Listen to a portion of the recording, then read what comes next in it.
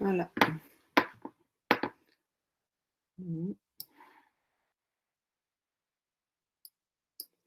Donc, comme je viens de vous le dire, on va démarrer la génétique humaine. Donc, c'est une introduction à la génétique humaine. Donc, si on regarde le chemin qu'on a fait, donc on a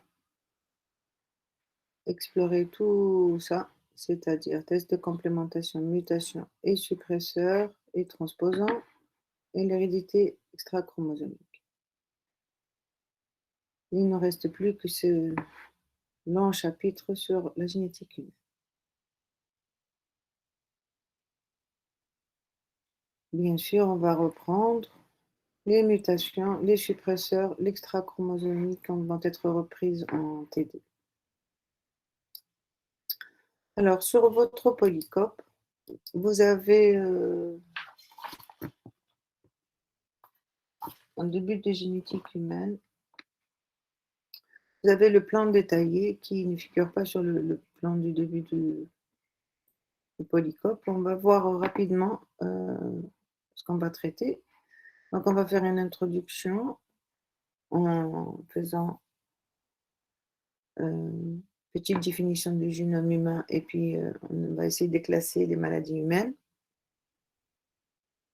Alors, on a deux parties distinctes. Les maladies héréditaires, on les étudie en analysant les arbres généalogiques et on va bien sûr prendre les différents exemples, hérédité autosomique récessive ou dominante, hérédité liée au sexe dominante récessive, l'hérédité hollandrique et bien sûr l'hérédité mitochondriale. Donc cette partie du cours, vous avez déjà vu par ailleurs. Et la deuxième partie, c'est les aberrations chromosomiques et les pathologies humaines. Et cette partie, elle est basée sur l'analyse des karyotypes. Donc, on va avoir le karyotype humain et on va définir les anomalies chromosomiques en anomalies de nombre ou anomalies de structure. Le nombre, c'est l'aneuploïdie ou la polyploïdie. On verra ça en détail par la suite. Les anomalies de structure, c'est les inversions, les délétions, les translocations, les duplications et les insertions. Alors, toutes ces exemples, toutes ces parties seront traitées à l'aide d'exemples, bien sûr.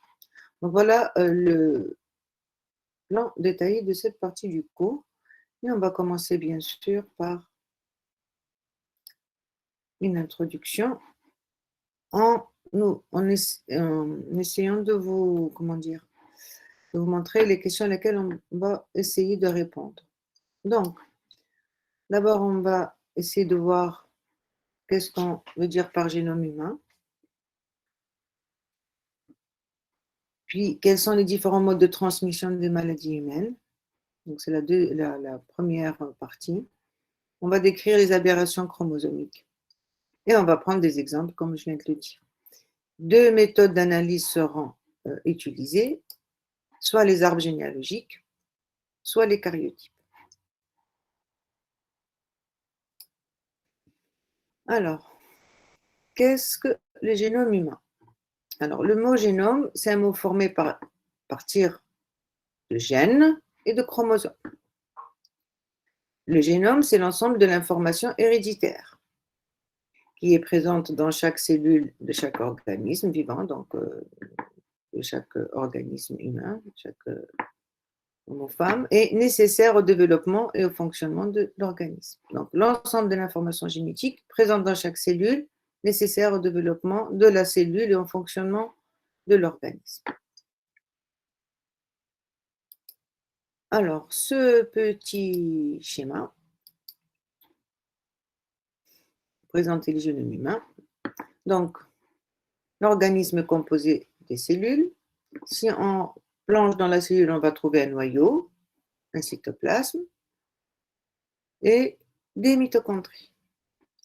Si on plonge dans le noyau, on va trouver les chromosomes avec une structure caractéristique. Vous avez les centromères, les télomères et les chromatides. Si on zoome un peu plus, on va trouver l'ADN double brin, les histones, et bien sûr l'ADN double brin avec les appariements que vous connaissez, adénine, guanine et thymine, cytosine. Donc, si on regarde une cellule, il y a des chromosomes qui sont dans le noyau et des mitochondries. Alors, on avait déjà parlé au dernier cours de l'extranucléaire, un petit peu chez l'homme, et on va un peu approfondir cette partie. Donc, si on veut essayer de définir le génome, c'est l'ensemble de l'ADN présent dans le noyau de chacune des cellules de l'organisme.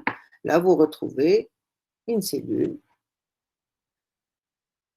l'ADN nucléaire sous forme de chromosomes, et dans les cytoplasmes, les mitochondries qui contiennent leur propre ADN mitochondrial. Donc, quand on parle de génome humain, c'est tout l'ADN qui est présent dans le noyau, mais il ne faut pas oublier aussi l'ADN mitochondrial.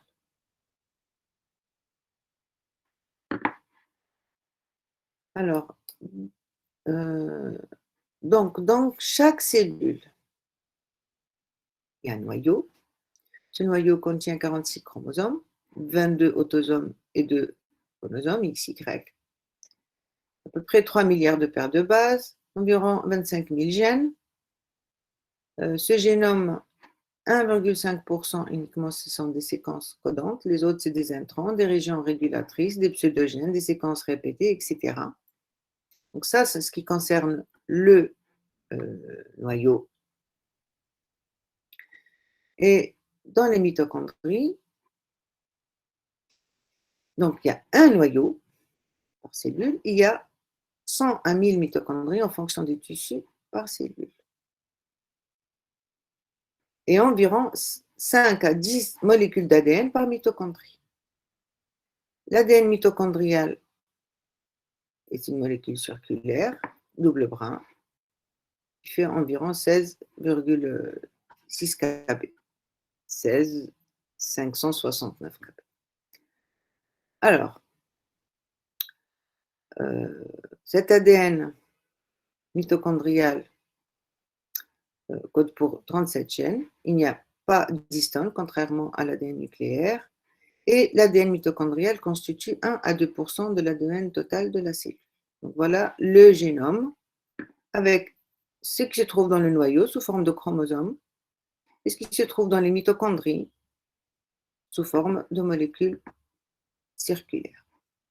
Alors ici, vous avez une représentation d'un individu femelle et d'un individu mâle, donc 22 paires d'autosomes, et XY. Femelle, c'est XX, mâle, c'est XY. On verra par la suite, chez les femelles, il y a un seul X qui est fonctionnel. Donc voilà ce qui concerne les génomes humains. Alors, une petite présentation schématique nous montre les deux ADN. Ici, vous voyez un noyau et vous voyez un directeur à son bureau. L'ADN nucléaire bien isolé dans le noyau. Dans le cytoplasme, dans le cytoplasme, vous voyez des petites usines qui constituent les mitochondries. Tout se passe dans le noyau, c'est le commandement, c'est le chef d'orchestre. Et bien sûr, entre ces deux compartiments, il y a des interactions. C'est une image d'un chef d'orchestre qui interagit forcément avec ce qui se trouve en dehors du bureau, donc dans le cytoplasme.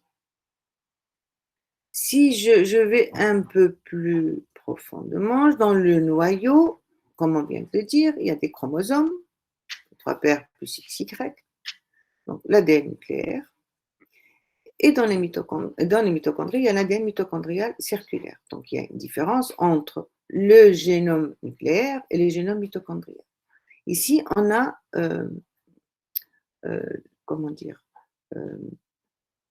un chromosome 2 exemplaires, un ADN linéaire et qui a la particularité de se transmettre d'une manière mendélienne que vous connaissez déjà. L'ADN mitochondrial, par contre, il est présent en un grand nombre d'exemplaires et il a une transmission cytoplasmique maternelle. On en a déjà parlé. Donc, vous avez 2 génomes dans 2 compartiments différents et qui se transmettent de manière différente. Et bien évidemment, les mutations qui touchent soit le génome nucléaire, soit le génome mitochondrial vont influer les phénotypes ou vont entraîner des maladies, comme on va le voir plus loin. Donc, si on regarde comment se fait la transmission de ces 2 ADN qui constituent notre génome, l'ADN nucléaire est transmis par les 2 parents à la descendance, alors que l'ADN mitochondrial, c'est une hérédité cytoplasmique et la transmission, elle se fait de manière uniparentale, elle est maternelle. Donc, on a affaire à 2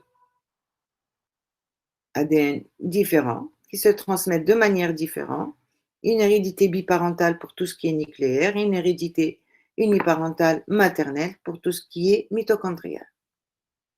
Comme je l'ai dit, si on touche l'un ou l'autre, on peut avoir des effets soit phénotypiques, soit de santé.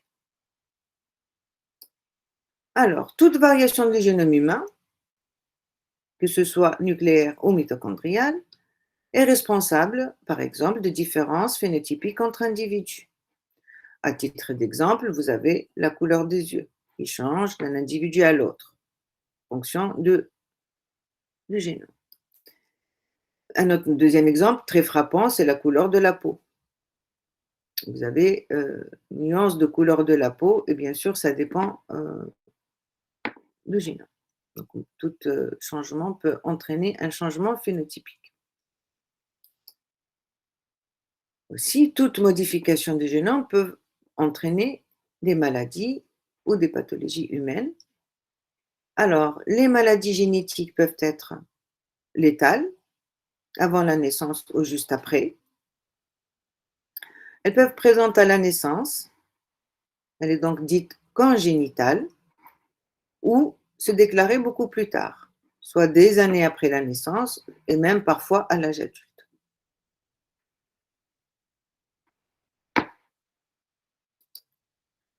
Les maladies empêchent de bouger, telles que les myopathies. Elles peuvent aussi empêcher de respirer, telles que la mucoviscidose, de grandir, la chondroplasie, ou de résister à la lumière, qu'on appelle la maladie des enfants de la Lune. Elles peuvent aussi provoquer un retard mental, tel que le syndrome de l'X fragile, empêcher le sang de coaguler, tel que l'hémophilie, faire vieillir prématurément, tel que la progéria, et bien sûr, la liste, elle est très, très longue.